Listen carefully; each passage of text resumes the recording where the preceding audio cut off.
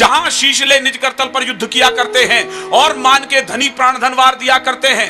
राजस्थानी धरा शौर्य की कथा कहा करती है, पानी कम है मगर रक्त की नदी बहा करती है। पानी कम है मगर रक्त की नदी बहा करती है। पानी कम है मगर रक्त की नदी बहा करती है।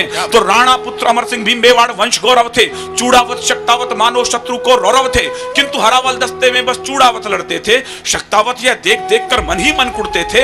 यह विचार उन सबको ही बालू सिंह तक ले आया, उनके सेनापति का नाम। यह विचार उन सबको ही बालू सिंह तक ले आया। उद्वेलित बालू सिंह भी झटपट राणा तक धाया, बोला श्रीमन हम भी पौरुष तलवारें रखते हैं, फिर क्यों अग्रिम दस्ते में ये चूड़ावत लड़ते हैं। सम्रांगण में प्राणोत्सव का यह क्रम रोका जाए। एक बार यह मौका शक्तावत को सौंपा जाए, एक बार यह मौका शक्तावत को सौंपा जाए। तो चिंतित राणा ने इसमें देखा भीषण अंदेशा, चूड़ावत सरदार जैत सिंह को भेजा संदेशा। जैत सिंह ने राणा का प्रस्ताव सुना, फिर बोले जैसे पृथ्वी के कंपन को शेषनाग फंडोले, बोले राणा आखिर तुमको क्यों आभास हुआ है।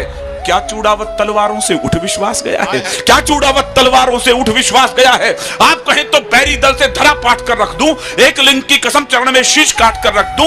शक्तावत प्रस्तावों ने सच हमको क्रुद्ध किया है, और भूल गए घायल कबंध ने पहरों युद्ध किया है, भूल गए घायल कबंध ने पहरों युद्ध किया है। राणा के समझाने पर भी दोनों खड़े हुए थे और विकट हलावल दस्ते खातिर जिद पर अड़े हुए थे। आखिर राणा को ही सूझी सहसा युक्त नवेली, जिससे वे सुलझा सकते थे उलझी हुई पहेली। उनठाला का किला सबल मुगल सब सैनिक कब्जाए हैं, इस कारण इस धरती पर घन काले घिर आए हैं। जो भी जाकर पहले गढ़ में प्रथम प्रवेश करेगा वही हरावल दस्ते में भी आगे सदा लड़ेगा। अब क्या था, दोनों को अग्रिम पीढ़ी का हक तय करना था।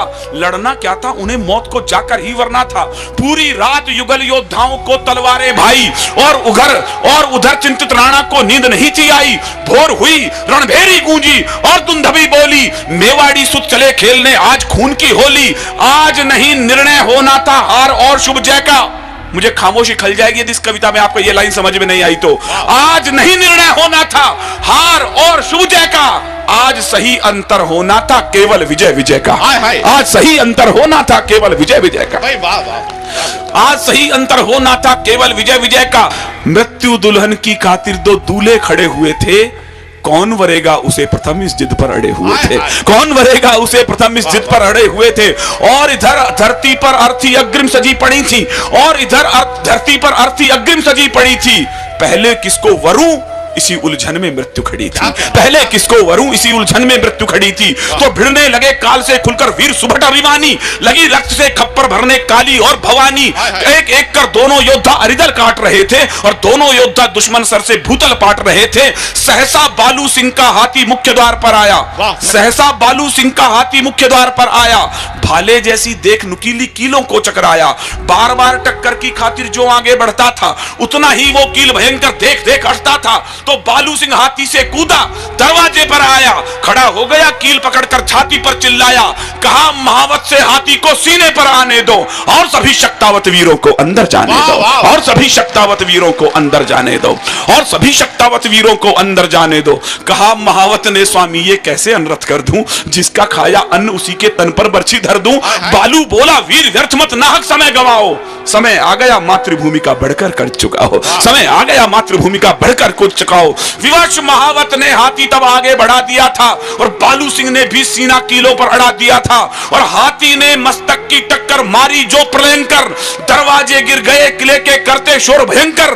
गज मस्तक को भिगो रही थी शत शोणित पिचकारी, और दिव्य आरती आज मृत्यु की गजने स्वयं उतारी, दिव्य आरती आज मृत्यु की गजने स्वयं उतारी, दिव्य आरती आज मृत्यु की गजने स्वयं उतारी।